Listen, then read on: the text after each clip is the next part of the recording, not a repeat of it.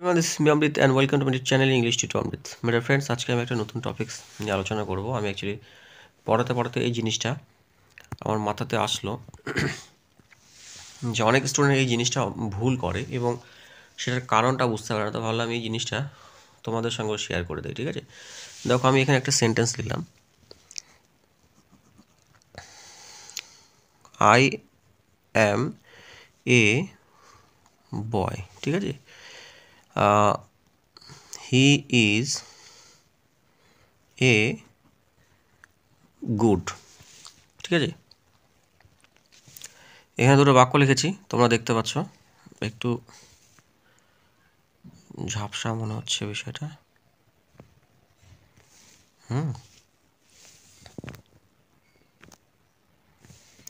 দেখো, এবার ঠিক আছে। I am A boy, he is a good, ঠিক আছে? এইটা ভুল করে। এখানে মিস্টেকটা কি আছে? এখানে মিস্টেকটা আছে হি ইজ আ গুড, এটা কিন্তু হবে না। কেন হবে না? কারণ এখানে গুডটা হলো কি অ্যাডজেক্টিভ, ঠিক আছে?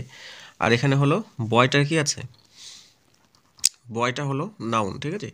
যখন নাউন থাকবে, নাউনের সামনে আমরা কিন্তু এ অ্যান দা এই সমস্ত জিনিস বসাবো, অ্যাডজেক্টিভের আগে কিন্তু বসবে না, ঠিক আছে? অনেক সময় এরকম থাকে, he is a good boy, ঠিক আছে? এখানে কিন্তু গুডের সামনে এ বসছে, এখানে বসতে পারে, কারণ এখানে এটা কিন্তু নির্দেশ করছে একটা বয়টাকে, ঠিক আছে? বয়টা হলো কি নাউন, তাই না? সেই ক্ষেত্রে এটা হতে পারে। কিন্তু যখন শুধুমাত্র অ্যাডজেক্টিভ হবে, এখানে দেখো, এখানে কিন্তু দেখো he is a good boy, ঠিক আছে? এখানে কিন্তু এটা অবজেক্ট হয়ে গেল, ঠিক আছে? কিন্তু এখানে কিন্তু কমপ্লিমেন্ট আমরা অনেক সময় লিখি না, সেন্টেন্স স্ট্রাকচারে কী দিই, সাবজেক্ট, ভার্ব, অবজেক্ট অথবা কমপ্লিমেন্ট। কমপ্লিমেন্টটা কি? কমপ্লিমেন্ট হলো সাবজেক্ট যা সেটাই, ঠিক আছে? মানে হি মানেই কিন্তু এখানে গুড, তাই না? হি মানেই কিন্তু গুড। অ্যাকচুয়ালি বয়টাও কমপ্লিমেন্ট, কিন্তু এখানে যেহেতু নাউন আছে সেই জন্য আমরা এখানে এটাকে বসিয়েছি, ঠিক আছে? এটাই হলো মিস্টেক আমরা করে থাকি। অনেক এরকম আরও অনেক এক্সাম্পল আছে, যেমন হতে পারে হি ইজ অনেস্ট। অনেক সময় এরকম লেখা থাকে হি ইজ অনেস্ট, মানে সে সৎ, কিন্তু অনেকে এখানে কি এ বসিয়ে দেয় বা অ্যান বসিয়ে দেয়, he is an honest. An দিলে কিন্তু হবে না, অ্যান দিলে কিন্তু এখানে অনেস্ট ম্যান চলে আসবে, ঠিক আছে?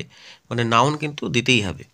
এটাই হলো শেখার বিষয়। অনেকে ভাবে যেটা আর নতুন কী জিনিস, কিন্তু ছোটো বাচ্চারা অনেক এটা মিস্টেক করে, আমি দেখেছি যে কোথায় এ অ্যান্ড দা বসবে সেটা কিন্তু ভুল করে, বলে দেওয়ার পরেও কিন্তু ভুল করে। অর্থাৎ সাধারণভাবে বলতে গেলে যখন আমরা অ্যাডজেক্টিভ থাকবো, অ্যাডজেক্টিভের পরে কিন্তু কোনো যদি নাউন না থাকে সেই ক্ষেত্রে কিন্তু আমরা এ অ্যান্ড দাগুলো বসাবো না, ঠিক আছে? এটাকে আমরা বলি অপারেটরও বলে থাকি, ঠিক আছে? আর যদি নাউন থাকে সেই ক্ষেত্রে কিন্তু আমরা এ অ্যান্ড দা ইত্যাদি আমরা বসাতে পারি।